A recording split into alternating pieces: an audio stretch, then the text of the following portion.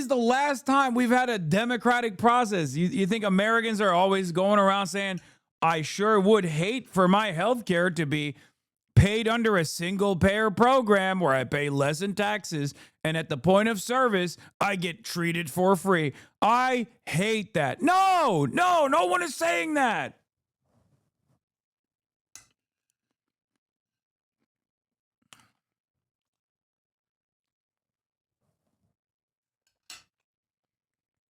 Also gives the plateau its greatest hydropower potential. Yeah, imagine if we railroaded high-speed rail the same way we do data centers. Yeah. Nobody gives a shit when we're building a fucking data center, and now your electricity bill is subsidizing the data center. What the fuck?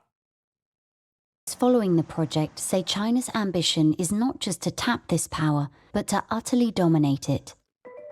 The energy generation from this project will break like records in like many different dimensions. It will be by far the world's largest individual source of energy, 60 gigawatts of installed capacity.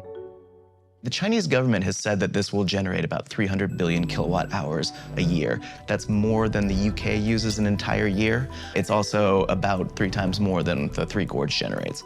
Damn. With little known officially about the project, including the construction timeline, analysts outside China have had to rely on social media. You know, those engineers. Okay, there's a real reason why they say that as well, because it's like the concept is America is a state of lawyers. Okay, America is a state of lawyers. By the way, I just said autistic, and this guy said, bro, don't use autistic as a slur. You think saying China is autistic while nutting over massive infrastructure projects is a pejorative? Are you okay?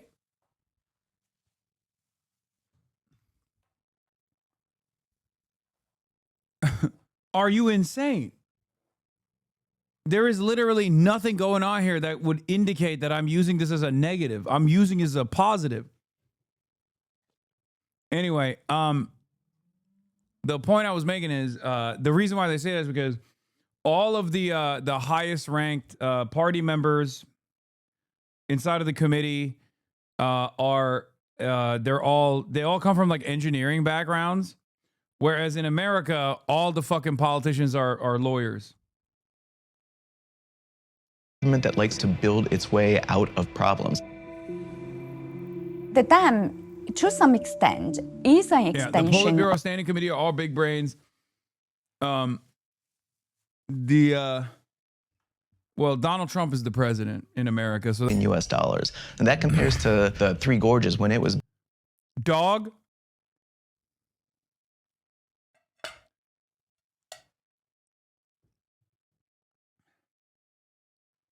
That's not even a fraction of the global war on terror, brother. That's like global war on terror was like $7 trillion, $8 trillion.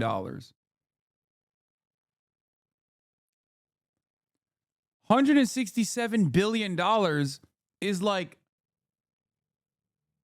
not even a fraction of the fucking ICE budget that we just allocated. So we can have the fattest dumb fucks mass deporting people.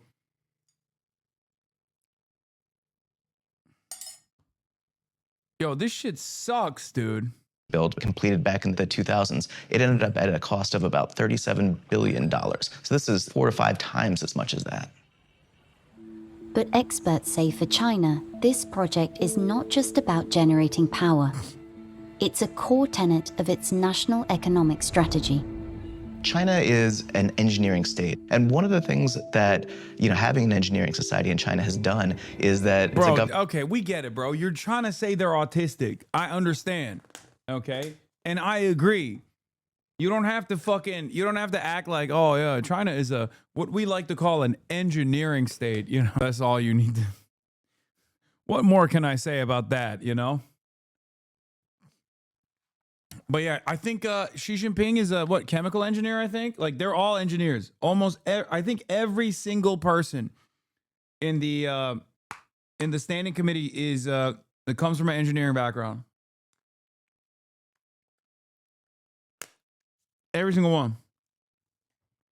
Isn't that crazy? Yeah. Top 10 most litigious guy of all time as president. Yeah.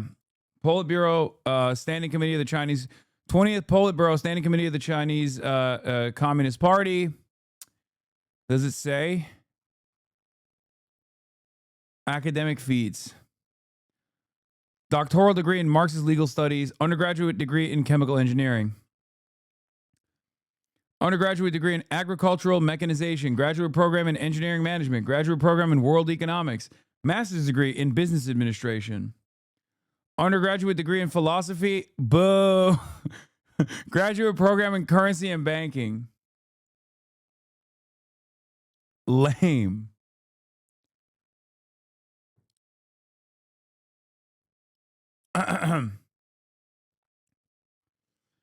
Master's degree in Marxist legal studies. Okay, this guy's dick riding.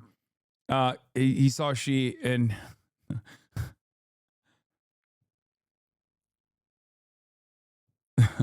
I'm joking.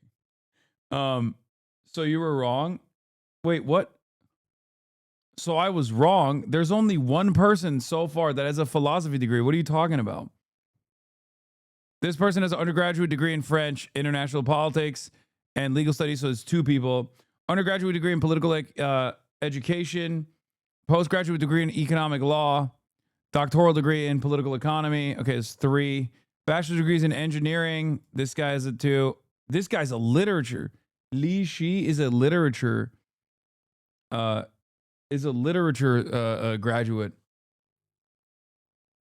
There's some lawyers in China too. It's crazy to see someone with a degree in lit. They unironically have a good spread of degrees. Yeah. I thought it was more engineers. I was wrong.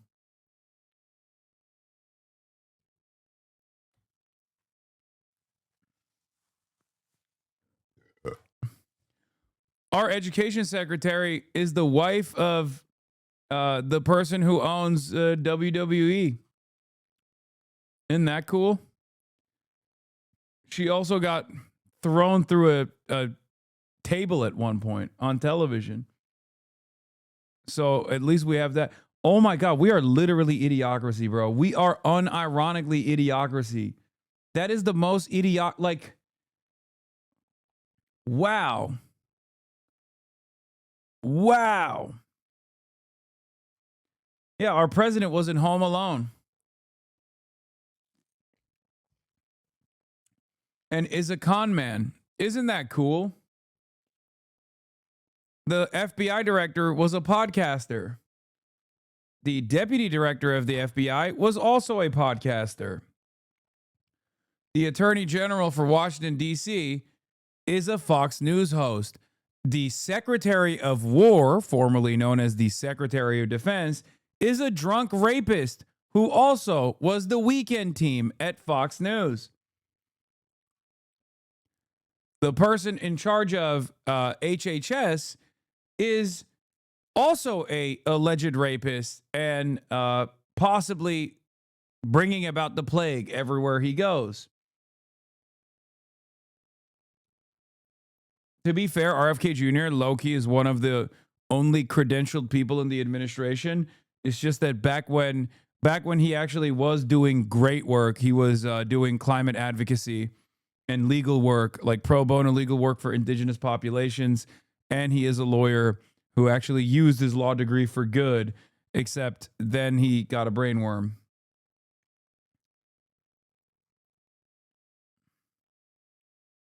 She was thrown through the table by the current mayor of Knoxville, Tennessee, too, formerly known as WWE Kane. Wait, what?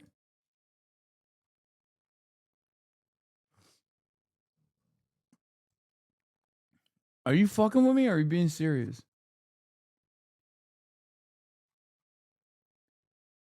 Aren't you kind of a podcaster in some ways? Yes. Keep me away from the fucking halls of power. What the fuck do you mean? Yeah, I'm going to be honest with you. if tomorrow there was like a Bernie Sanders presidency or something, and he was like, Hassan, we need you to be the labor secretary, I'd be like, what the fuck are you saying? What are you saying, old man? Are you stupid? Like, it would be the most over. What are you talking? You'd be stupid not to take it? No, you are stupid. Stop talking. If you genuinely believe that. Oh my God, he literally is the mayor of Knox County.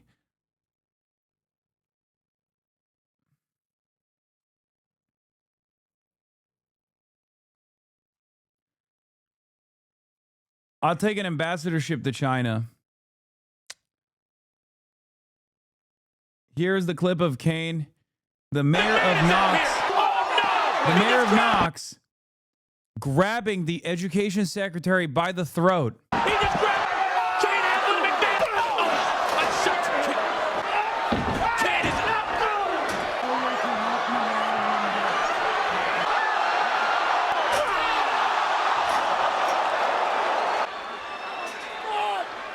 What do you do, chokeslammer? Tombstoner.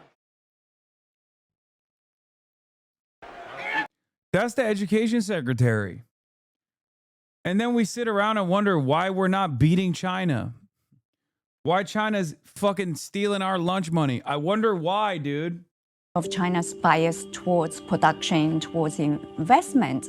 But it comes at a very interesting time. China is striving to make this transition from investment to consumption-based growth.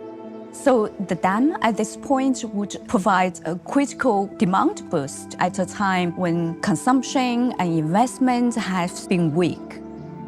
It's a project that promises an economic jolt for sectors like construction, cement, and steel. When the project was announced, it rippled through the economy. Companies like Power Construction Corp of China, China Engineering Corp, Huaxin Cement, their share prices all surged. But at another level, the dam will also enable China to produce more renewable energy and help that green transition. With a target Someone else can correct me on this, but isn't their stock market fake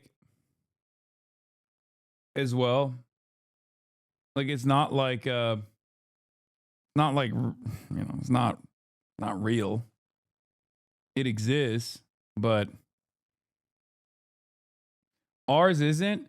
No, fake is in like, I mean, ours is technically also fake, but no, like, dude, I remember seeing something about like there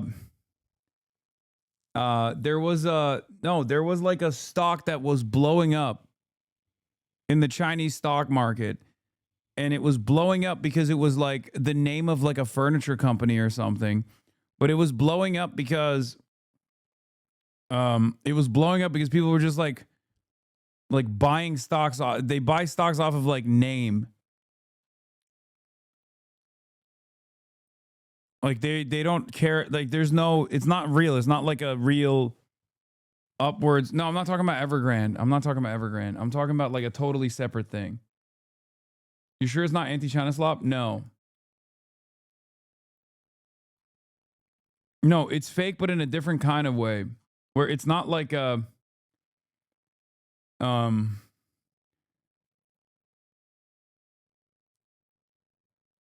it's because the flows of capital are controlled by the government, and they openly state their desires for moving industrial output in different directions.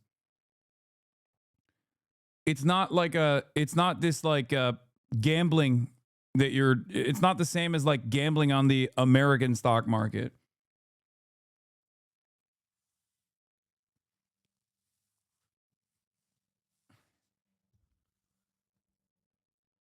They use phantom shares. It's pure gambling in that sense. The market value is more than the book value.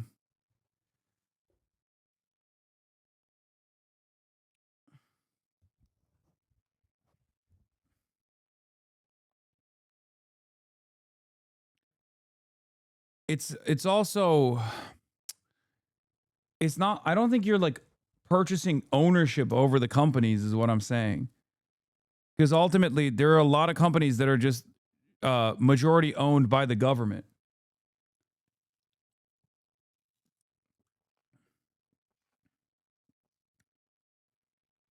China can set markets by commanding companies to invest in certain sectors. Yo, no, that's what I mean. Of net zero emissions by 2060, China has said the project could cut 300 million tons of carbon emissions a year by replacing fossil fuel power. It's also about energy security, generating more power domestically as You are right. The Chinese stock market is not a main motive of growth in China. The Chinese government, since she took power, has basically put their stock market in the bin and focused more on manufacturing growth and quality of life. It's a lot more gambly, but that's why no one actually takes it serious. demand surges for energy-hungry tech.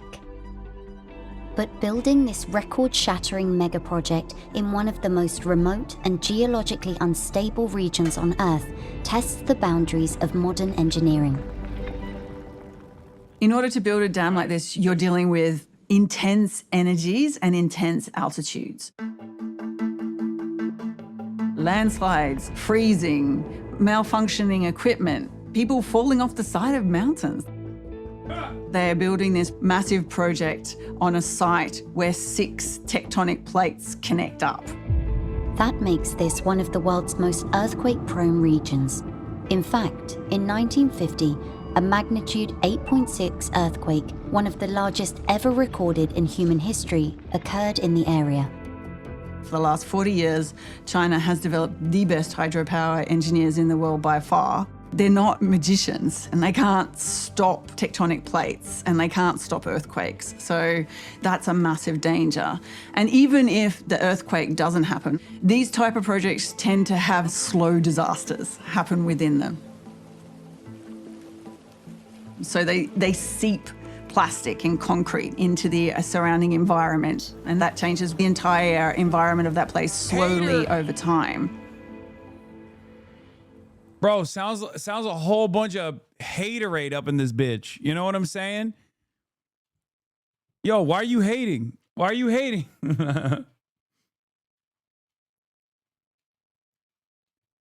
Why are you hating from outside the club, man? They won't even show you the schematics. You had to make up your own mind. You had to make up your own damn mind about where this dam is. You had to peep like a peeping Tom from the sky. And now you're over here being like, well, you know, what about earthquakes? Why are you hating? Pocket watching, dude.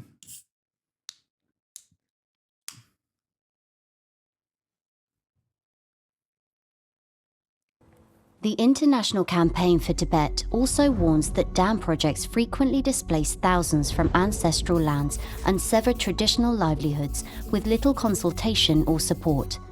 The Three Gorges project, which required the forcible relocation of 1.3 million people from a much more heavily populated region, submerged large sections of the river valley, damaging habitats for many endemic species. China has done this before. Over the last 2 decades, China's 12 dams along the Mekong have reshaped the river and the lives that depend on it downstream. I actually don't know anything about China's like ecological preservation initiatives. I genuinely don't know. I mean, I do know some really bad stuff that has happened in the past, but that's a totally, you know, fuck those birds, okay? But I don't know what their modern approach is, because like they're so hyper invested in renewable energy. And I don't know if it's just because they want to, you know, maintain energy independence and complete market dominance over like the next step in global energy, or if it also translates to a serious priority in terms of like preserving, like preventing ecological collapse. You know what I mean? China is marking more areas for national parks in the US. No, but that's not it. Like in terms of development projects like this, they are right. They do have a lot of like, if you could be doing dumping, you could be poisoning the environment. You could be ruining the natural wildlife. Like, for example, one of the things that I was looking at, which I'm sure you guys have seen by now, is the solar panel project in the Gobi Desert. It's a massive fucking area, lots of natural sunlight, perfect placement for solar panels, right? So they put the solar panels down, but then there's like a fuck ton of dust storms that ruin the solar panels. And I think like they, in order to get ahead of the dust, they try to find like they try to find a better way to like automatically clean the solar panels. So they start spraying it with water. They put like a sprinkler system. And then the sprinkler system turns into, the sprinkler system ends up with grass growing. Then there's also the other side of this as well, where there's a lot of dust. So in order to make the desert areas more habitable, not just in the Gobi Desert, but like in other places, you put you do these like forestation initiatives, right? And there are a lot of those things, like with the desert reclamation, putting up forests everywhere in order to like stop dust storms from taking place. You're referring to solar panel soiling, where the dust and shit get on the panels. Exactly. So making grass in the shaded region, which overgrew, but then they brought in farmers with sheep to let them graze on the grass. But my question always is like, what kind of long-term impact will that have? Because you are disrupting the natural ecology. You are disrupting because desert still has life in it, right?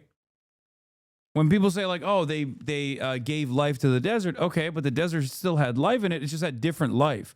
So what happens when you disrupt that?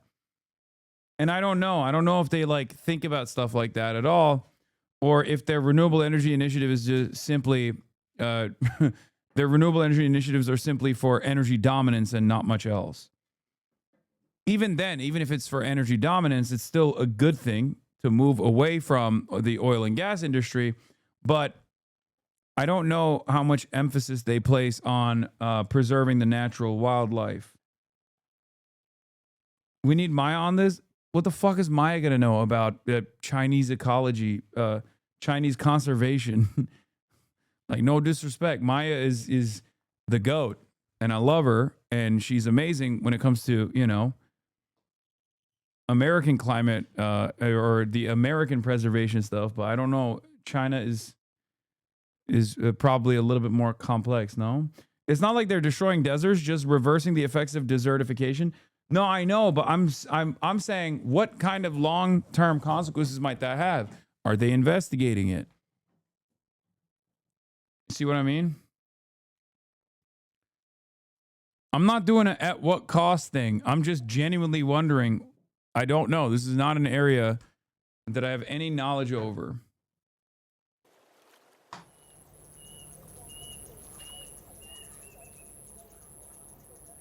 The Mekong runs about 4,500 kilometers from the Tibetan Plateau in China through Myanmar, Laos, Thailand, Cambodia, and Vietnam.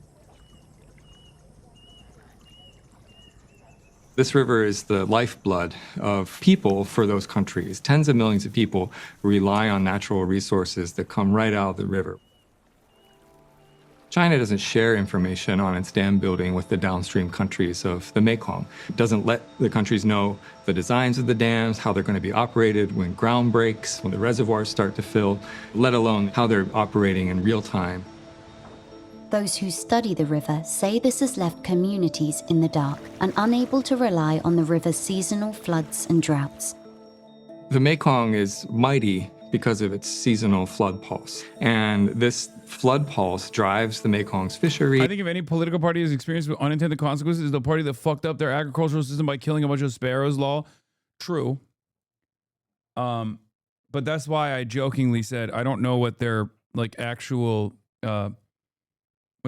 interest is, or like how much they focus on stuff like that.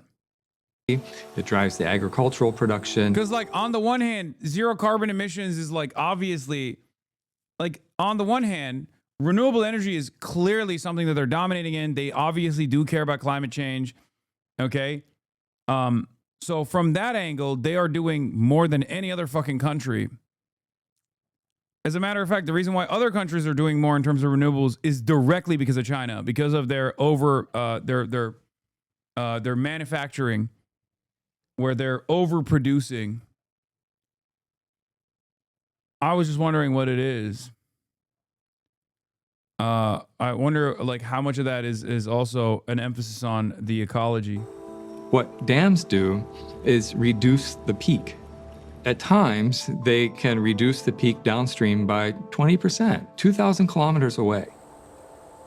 But in areas closer to the dam, like here in northern Thailand, those fluctuations are felt even more acutely. In the dry season, the pattern reverses. Water release for hydropower can push the river levels 3 times higher than normal. As a result, environmentalists say the ecology of the river has been disrupted and the reproductive cycles of the fish and birds upended.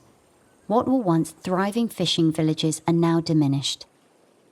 โอ้ถ้าอู้ถึงเขื่อนเนาะเมื่อก่อนนี้มันน้ำมันปกติแต่เดี๋ยวนี้มันน้ำบ่ปกติละขึ้นลงไข่มาก็มาไข่แห้งก็แห้งไข่ขึ้นก็ขึ้นมันเลยทำให้ปลาผลกระทบเรื่องปลาเรื่องหาปลาหากินนี่ยากเลยเดี๋ยวนี้น่ะปลาก็ไม่ค่อยมีหาได้ก็บ่ได้ขายอย่างนี้ผลกระทบหนักทำมาหากินแล้วก็ยังก็ยากแล้วก็ปลาน้ำก็ People there have been. Will there ever be a two-state solution for China and Taiwan? Why does PRC not recognize ROC as a sovereign country? Well, partially because ROC technically also features PRC and Mongolia. So I think that would be really weird if they recognized the Republic of China. But if you're simply talking about, like, the island of Formosa, what we now know as Taiwan, Taiwan Oblast, okay? It is pretty funny to make a two-state Israel joke because I don't think Israel is the country you think it is in this equation.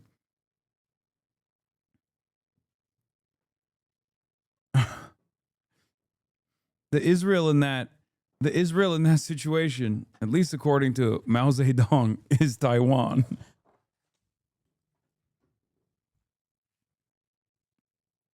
A colonial outpost. Suffering for years. They lose their livestock, they lose their equipment, they lose their gardens and farms when these sudden pulses of water come through.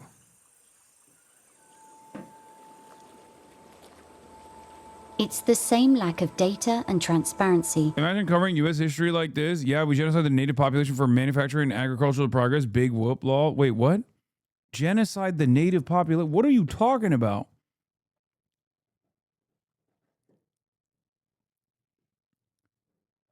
What?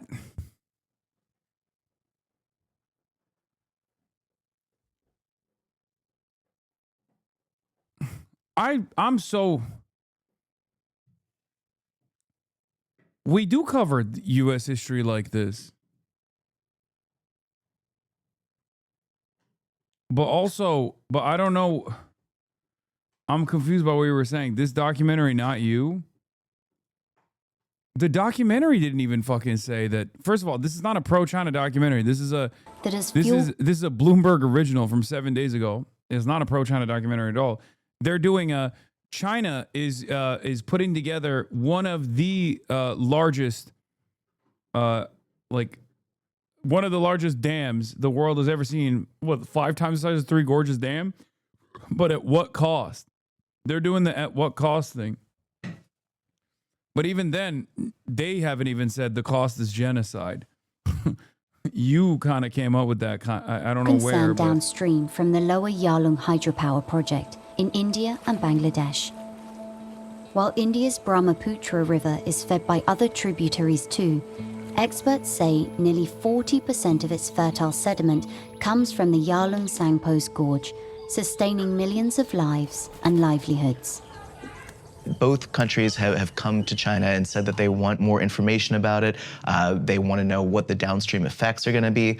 And they're wanting, more than anything else, assurances that the downstream flow of the river that turns into the Brahmaputra won't be too impacted by this hydropower project.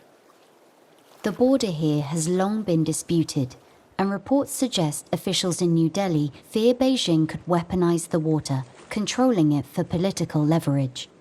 The Chinese government's counter to concerns from India, Bangladesh, and others has been that the same amount of river coming out of the canyon now will be coming out of it after it's done, and there won't be huge retention dams that could allow them to hold back water in the case of some sort of geopolitical conflict in the future. 中方修建雅鲁藏布江下游水电工程，经过严谨、科学论证，不会对下游国家生态环境、地质、水资源权益造成不良影响。But still, tensions remain. India is countering China with the construction of its own megadam on the upper Siang, 90 kilometers below the border, even as it faces local resistance and environmental scrutiny. Without knowledge exchange and cooperation across that border, then it's really easy to play on people's fears. And what I think it's really important is that these decisions are made on like quantifiable, open and like objective data that enable us international scientists, but also importantly like people whose livelihoods are at stake in that river basin actually have a say. The objective of this discussion here is not to like vilify China or to basically put this project into a bad light. Indeed, it would have a major impact and major benefit for China's target to become more carbon neutral, which would have major implications for the global climate. If China can pull this off, then it's a statement to the rest of the world to say, like, we're reshaping rivers, we're creating clean energy, we're providing our economy and companies with infinite clean. Hassan can't read Hanzi, so he's too dumb to understand propaganda. They're not building dams. What? Lol, this video is propaganda. Farmers and people in general living near the rivers love dams because they reduce flooding and help with droughts. And China isn't building a dam, but a hydroelectric tunnel through mountains to generate power. This video is pure propaganda.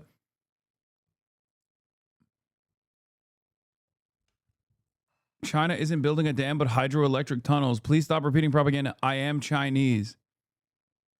Okay, first of all, calm down. I was already making jokes about how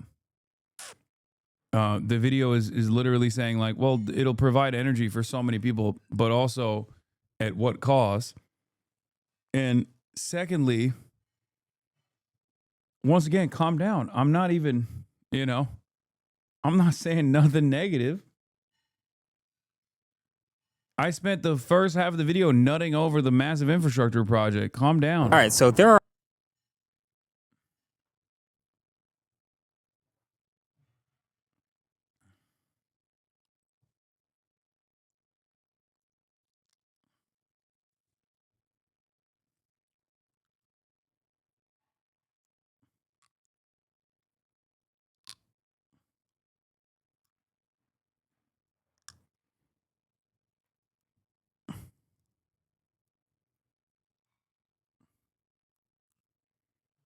That chatter doesn't know what they're talking about. You can't build a hydro tunnel without a dam. And this guy is Pakistani. So he's basically halfway there to being Chinese. Just saying. That's China's guy right there. Pakistani mango.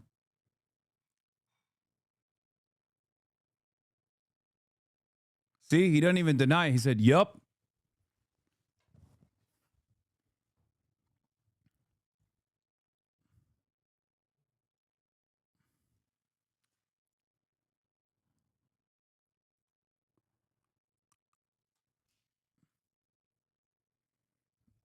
The video said there's multiple dams and then also tunnels too. Yeah, if I'm white Chinese, Pakistanis or brown Chinese is real. All right. Yeah, Marcus Brownlee also did a China glaze video. Driving Xiaomi's electric car, are we cooked? And that's not even the Ultra one. An actual door handle. In Mexico City, I've seen more BYD cars in the last 2 years than Tesla my whole life. It's not competition at all. Bro, finally buttons for AC controls. Not all things in screen. A lot of hot takes in the tech world, and I see a lot of them in the comments section and in articles all the time, and one of the most common ones is, yo, have you seen these Chinese electric cars? If they ever came to the US, they would cook everything that we have here. They are too good, they have too much tech, and they are too cheap. Their bitches are too bad. Their weed is too loud. Their smoke is too loud, dude. He legit glazes, 100%, no caveats, no nothing. Yeah, because it's good. And even now, when you actually admit that something Chinese is really fucking good, people will still go, oh, I guess you're getting paid by China to do propaganda. But those voices in the next decade will basically go away entirely as it becomes undeniable. Yeah, their steak too juicy, their lobster too buttery. It hurts seeing you have wrong takes on EVs. Wait, what? What are my wrong takes on EVs? My takes on EVs are, first of all, I'm an EV driver. That's number one. And my only wrong take, I guess, on EVs is I hate how everything is on a fucking stupid ass iPad and everything is far too like computer based. And it seems like this BYD car, at the very least, like brings you know, the tactile touch back To not dominate everything. And so I figured I should get my hands on one and actually figure out if that's true or not. And yeah, you could say there's a little something to it.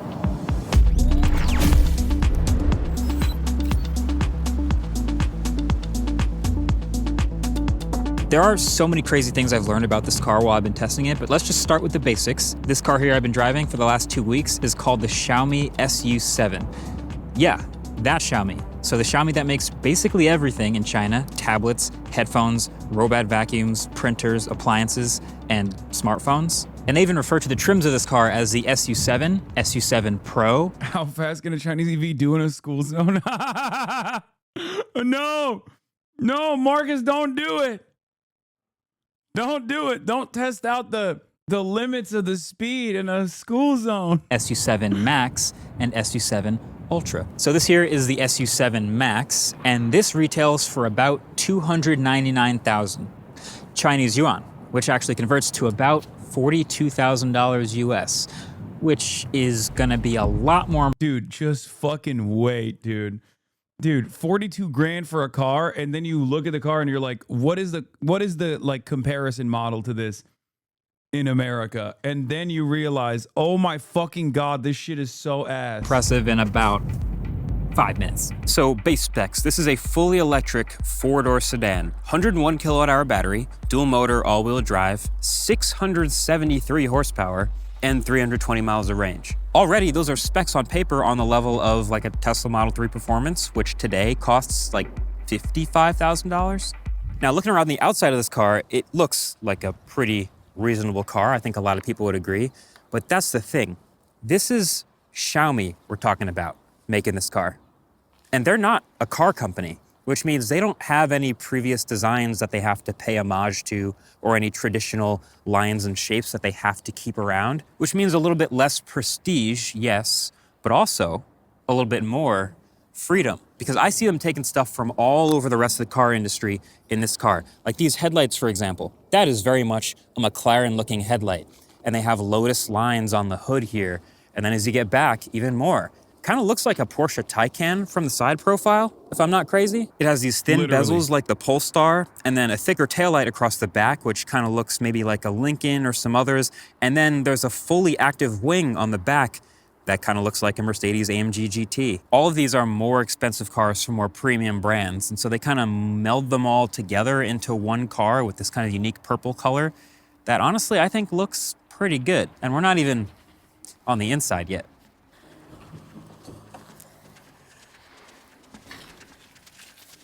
So the inside here is where they really start to stack the wins. This is a nice car, not just in like a nice with an asterisk type of way, like, oh, this is nice for a $45,000 car, or, oh, this is nice for a car I've never heard of. No, this is This is a nice car. It's got this pretty clean design all around the interior. Again, bringing in inspiration and premium features from a bunch of different places. Like these are comfortable, heated and ventilated leather seats. This heated steering wheel looks and feels a lot like a Porsche steering wheel to me, with the shape and the simplicity and just a few buttons with stalks at the bottom. There's a big, bright, and automatically aligning HUD in front of me, right in front of the road at all. They're fucking stealing RIP, brother. Oh, no, sorry. They are stealing the IP. What are you doing? What are you doing, China? You are stealing the IP. Nine! All times. And that's right above a small display behind the steering wheel and then a 16-inch primary display in the center. And then there's storage everywhere. There's here in the middle between the front. I've talked about how the one thing about like Chinese EVs that I hate is all the bells and whistles. And then Zeekr, the EV manufacturer, actually gave us some of their top line models like for free when we were in China to drive around in. I forget which one it was, but the ones that we were driving around in well, they didn't give it to us for free as in like they're mine now. They just gave it to us for the days that we were in, I think, Chengdu, right?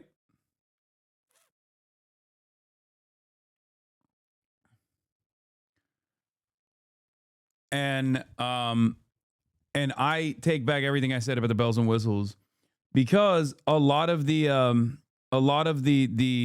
Chinese cars, like there's a big like Zeekr 9X SUV is the one you guys used, or the minivan. No, it was the minivan. We were in the minivan.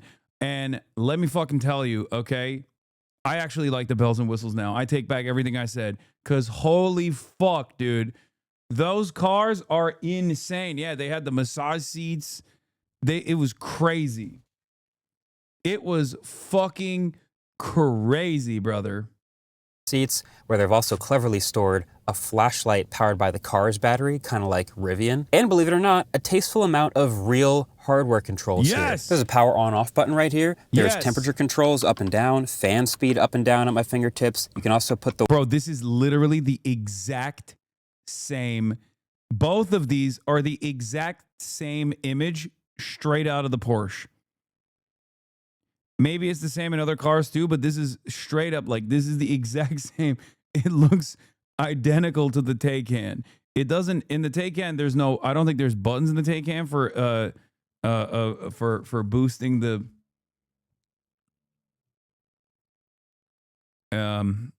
boosting the suspension.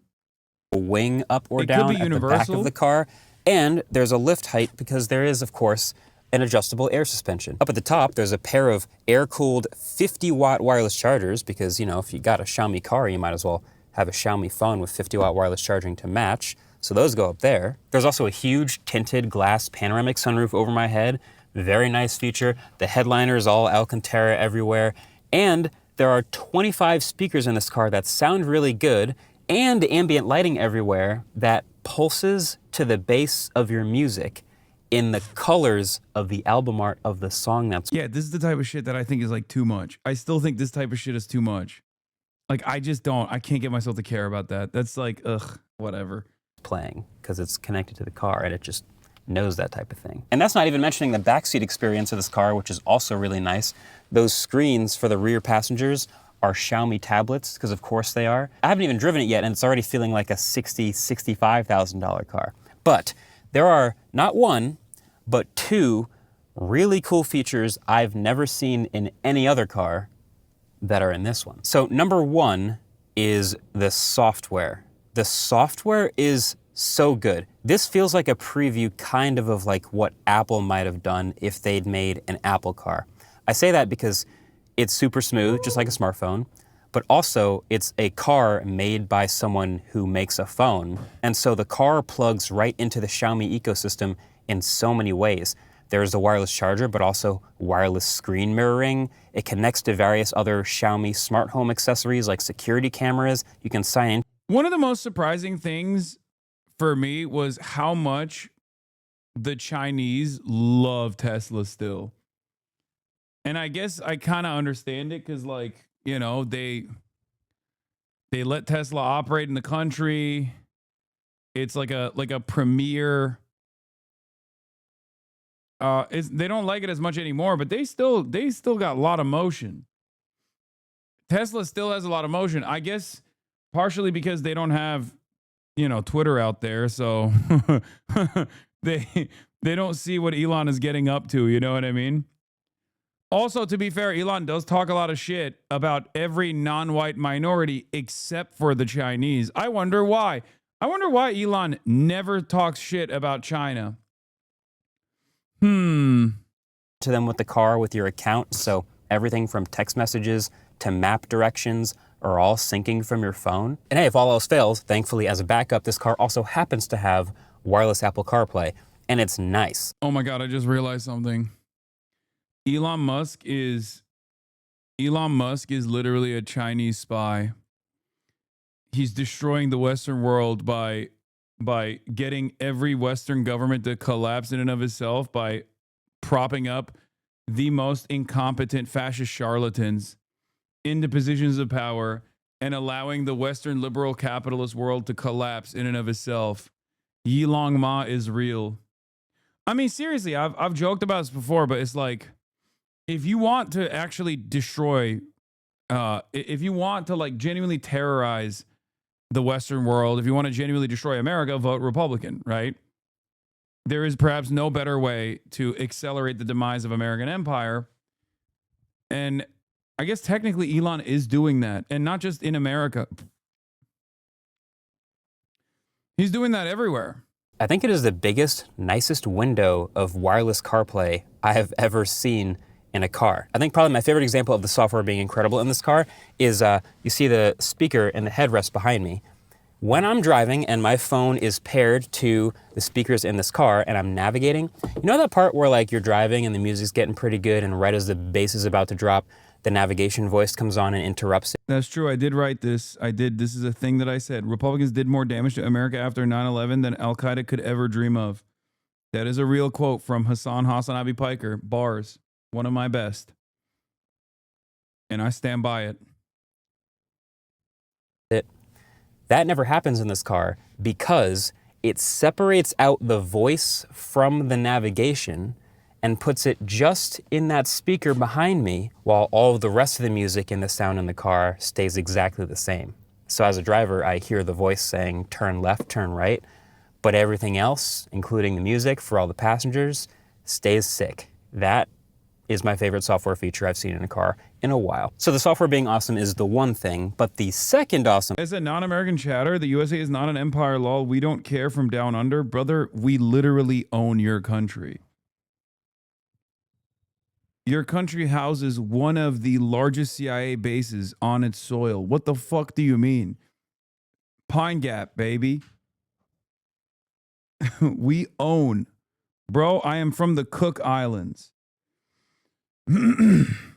Not Australia. Okay, well, you said down under, so I thought you meant fucking Australia.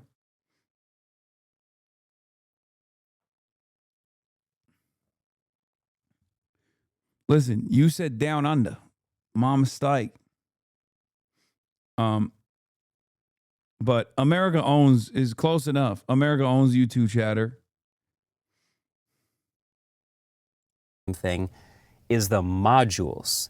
Because this is a modular interior. Because hidden around this car are a bunch of various mounting points for modular accessories. There's one over here in the corner and another over here in the center, all the way around the back of this center display. And so on these mounting points, you can attach various accessories that Xiaomi makes. Chatter, the Cook Islands is Australia's fuck sleeve, and we're America's butt plug. What the fuck?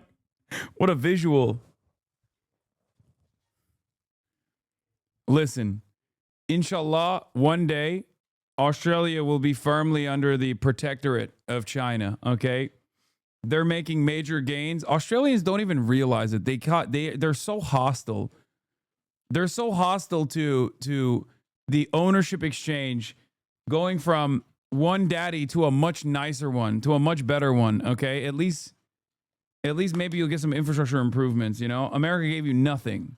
Drew Pavlov just had a stroke with those words. Dude, oh my God, I forgot. Oh my God, I can't wait for China to own Australia. And then when they do, Drew Pavlov will go to jail forever. Oh, that's yet another benefit for everyone in Australia, honestly.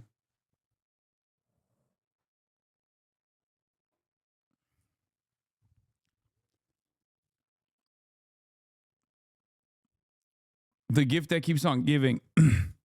Like this extra speedometer and trip display, or this magnetic car mount in the corner of the car, or this super useful USB hub that gets full power and can pass it along. Oh my God. like fucking like Pui. The rehabilitation story of Drew Pavlov, okay? He goes through re-education. They put him in vocational training. He finally actually has to get a job. And then he works on, I don't know, he works in the local Chinese government office as a as a simple records producer. They make him the janitor. Oh my God, imagine. You called it. Pizzagate style operations are happening. The Minneapolis daycare center targeted by this tweet. Nokomis Daycare Center received telephone threats of violence and was broken into last night and vandalized, and checkbooks and parents' documents were stolen.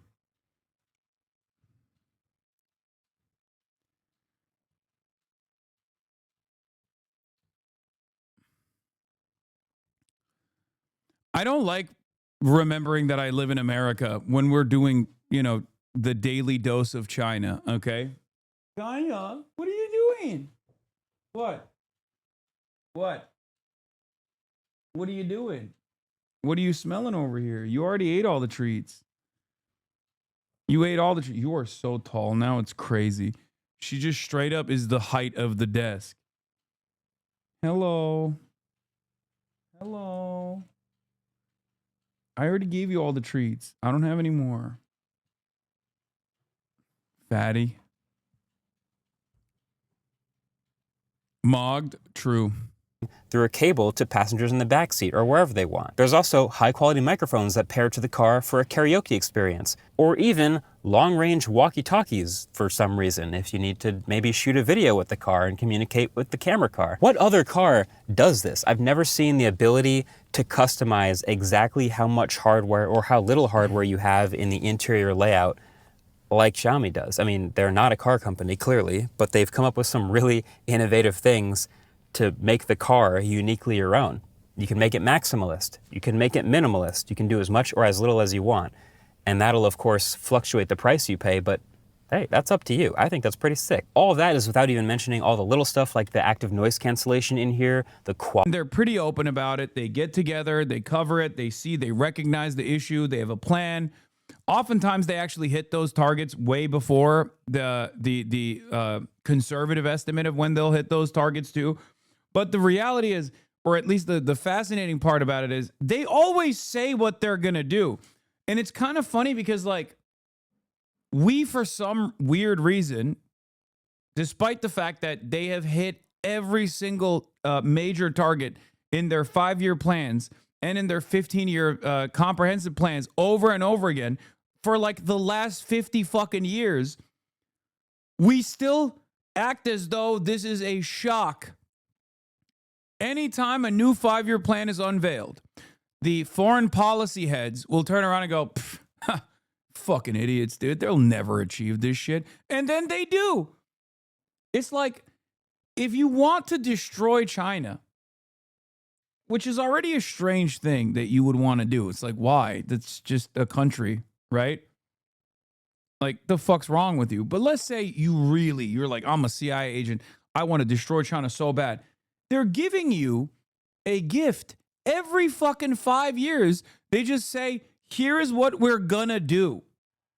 So I don't even understand why the American government sits around and goes, fuck it, dude. They can't do shit. Let's just shut them off from let's just restrict more trade and we'll be fine. The complaints you hear in the West about unemployment in China is mostly about urban higher educated youths who do face a lot of competition. There are more and more conversations in China about just lowering your standards a little, take a lower paid job and live more comfortably. Yeah.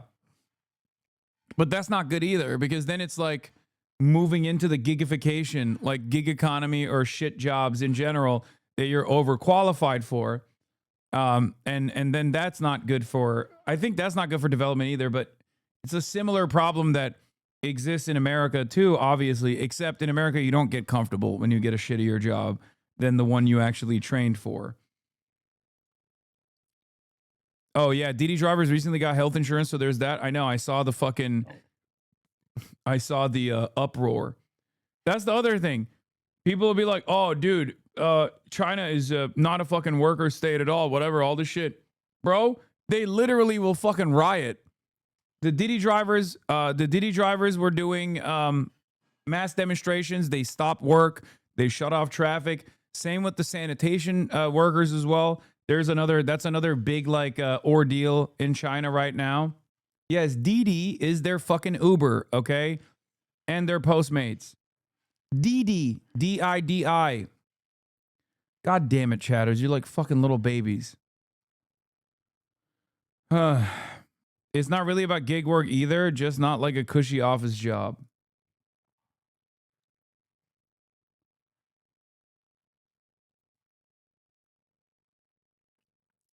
The OG eating cats and dogs memes didn't stop till like 2017. I love Wukong and Aisho Speed for fucking up Washington's racist ass low effort xenophobic strategy. But now they keep spamming Xinjiang, but no one cares since they primed Americans to hate Muslims and the Chinese. Massive fucking gambit. No, even the fucking Xinjiang stuff has died down. Once the Associated Press was like, hey, we went to the concentration camps, they no longer exist there, it was over. What more can you say? Like, after that point, you're just constantly in a state of trying to address the previous crimes that took place. You know what I mean?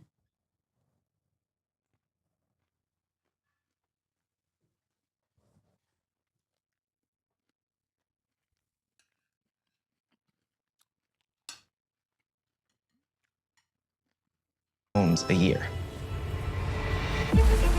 Yeah, also, here's another fucking America moment. So there was a prison off the side of a fucking major highway near Xinjiang. This dude went there and filmed it, okay? And then he, quote unquote, escaped to America, okay? America is deporting him right now. America's deporting him. We don't even give a fuck about our assets or people that will actually benefit our position. We don't care about anything. This is what I mean. It's like, what the fuck's the CIA doing, bro? Are you kidding me? Really? You're not even going to save that guy?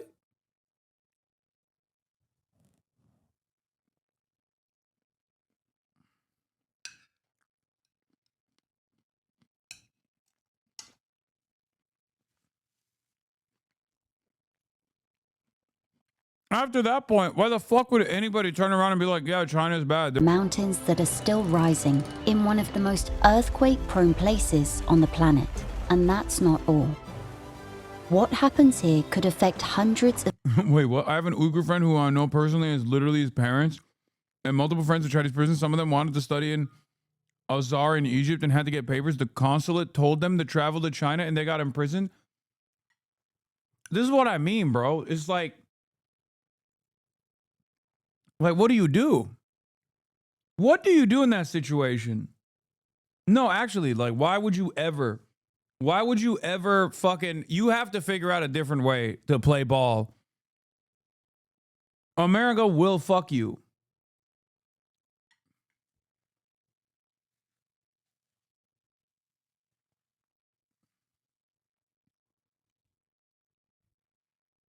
America will fuck you. It doesn't matter. Goes into India, and there it's known as the Brahmaputra. And then it empties out in the Bay of Bengal. This is the type of content you was chirping about, right? Because 100% this shit is so hard to find now. I get fed slop. I mean, this is great content. 亚夏水电工程体量大、周期长、影响远。 Bro, these motherfuckers love making massive infrastructure projects. Like, God damn it, dude. It is autism paradise. I swear to God. It's back at the Great Bend, where construction of the Yasha, or Lower Yarlung hydropower project, officially began in July 2025. It's a place so remote, a road only reached it in 2013. The gorge of the Great Bend is the biggest canyon in the world. It's literally 3 times deeper and a little bit longer than the Grand Canyon in Arizona. It's this natural drop, the world's steepest and deepest. Here's one thing China also does not give a fuck about 100%. They will offer compensation plus more money, compensation plus relocation fees, and a higher compensation for the displaced homes. But they will displace those fucking homes, especially if it's a massive infrastructure project like this one. They do have the concept of like nail homes and shit like that, where some people just sit down and say, no, I don't give a fuck. I'm standing here. But I don't think that if they're going to build a dam, they're going to build a fucking dam. They will not fucking back down from that. They're like, oh, sorry, this project is going to, I don't know, power 1 million homes. There's no shot that they don't do eminent domain in this situation, which, you know, I know that people will get mad. They'll say, oh, these are Tibetan people. This is their culture, all this stuff. And I agree. I sympathize with that. I understand that. But I'm thinking about it from the perspective of the United States of America. If the United States had to fucking build high-speed rail and there was a bunch of people that were like, oh, I'm sorry, this is my home. Like, you can't make this high-speed rail go through this backyard. I'd be like, no, we are making this high-speed rail go through your backyard.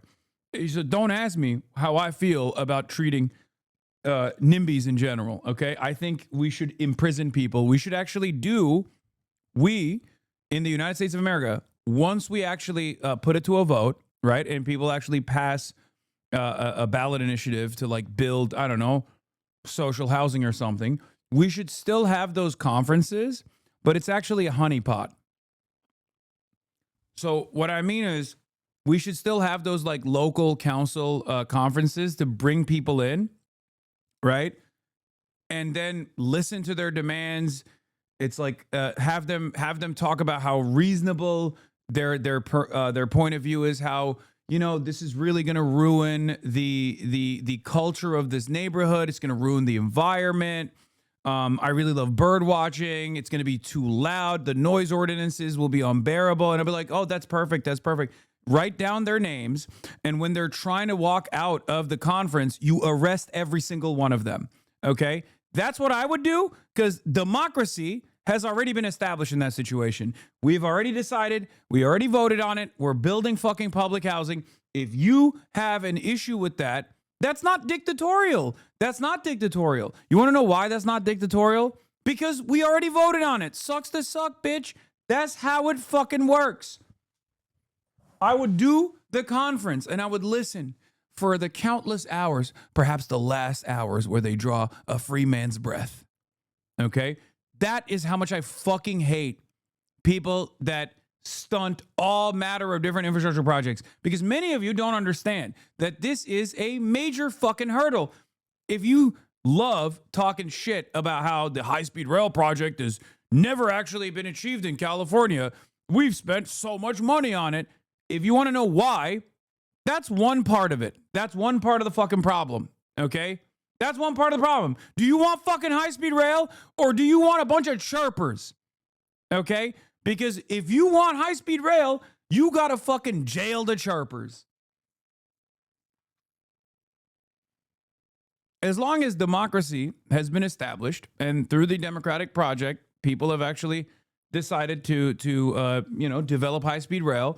You go to the conference and you're like, oh, I can't, like, you know, I really, with love and respect, as a batshit crazy take, I'm fucking joking. Do I have to describe it? I'm joking. Obviously, I don't think we should be jailing fucking the town criers. Jesus Christ. I can't make a fucking joke without anybody immediately taking it seriously. Fuck. I'm exaggerating, chatters. My point is, they're fucking annoying, and it's a big setback in general. Okay? God damn it. Oh.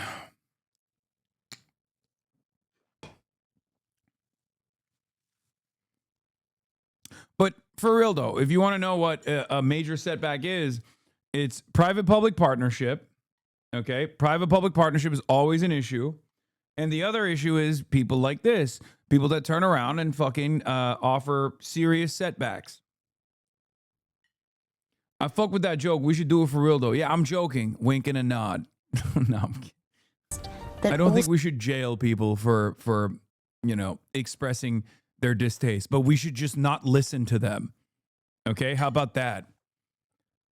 Once something is voted on, they can chirp all they want, but we just do it. Okay. Yeah, here's what you can do. It's called ignoring people. Okay. Because guess what? You already voted on it. Okay. Also, you're the government. You ignore people's reasonable demands every day. So what the fuck are we talking about? This ain't a democracy. It's an oligarchy, bitch. Fuck you mean? When